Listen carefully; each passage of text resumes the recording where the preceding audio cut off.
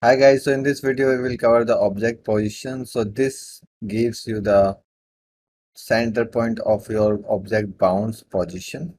And so this will be the exact position of any mesh in here. So if I just delete this also and just take a debug, vector 3, save it. So now you can see it's giving you the position like if you have a cube and applied. The exact position that you have here will be here. So like 81, 81 on X, 25 on Y, 20. This is the exact position which you have in translate will of your object in workspace that will show in material. And how you can use that, you can use it in different things. Like you can like multiply it or and take a color here, maybe one. And the more object will you know on the x-axis, if my object will move, this red will be brighter or will be darker, because when I'll move that object on x, it will definitely increase the value here. And see, it will just increasing this value again more and more. One cool example that I will show you of this node is like you have this green red value means the x-axis value, and I want when I move it this object should rotate. So you can just take the rotate world axis and this amount will be the same here for now. And let's say you have the pivot point of your object in the world position. Okay. So if I connect this Y here and move my object, you will see this is rotating, but wrong. Uh, the wrong axis is correct, but wrong. Values, inverted value should be there. And this is very fast, so I will divide it maybe 256. Then I will invert it, so angle will be fixed. So now you can see object is rotating when I'm moving. But if I move it like here on exact ground, and then I'm moving it, so the corners of box obviously going down to the ground when I'm moving. So if I want that thing, we can also fix that using our object position. So when I'm moving it like on 30 units, this corner should be like, it should be like move here.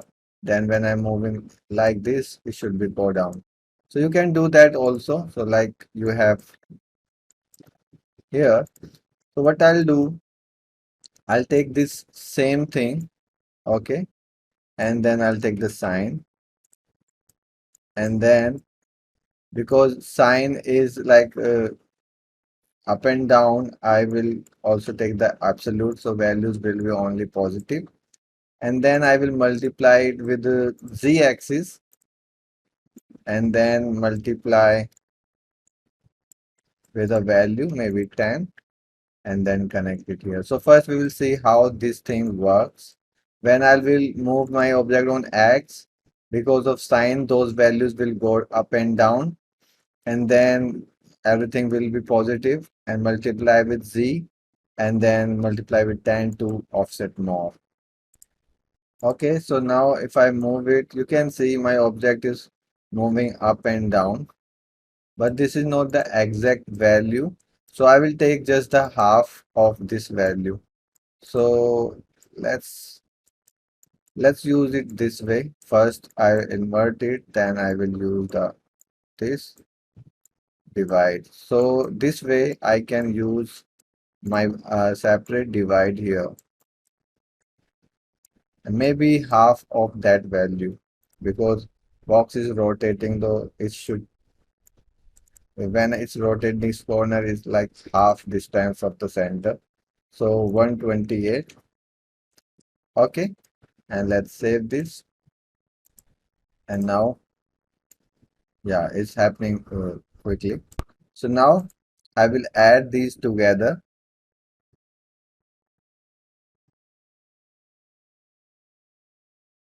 Save.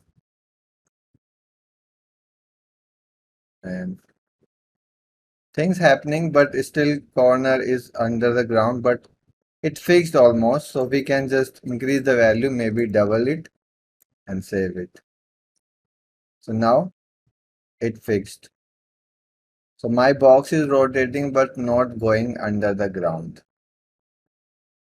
Okay, and looks cool. So we have seen the one cool example for this, but you can do lot of things with this. This is your object position and you can do almost anything with that thing. So there can be lots of conditions in game. This is very common condition, can be used lots of like situation. You find that position, you do something with that. If the position is near the character, do something. If this is far the camera, do something. So they can be different things. Okay. So that's it. Bye bye. Take care.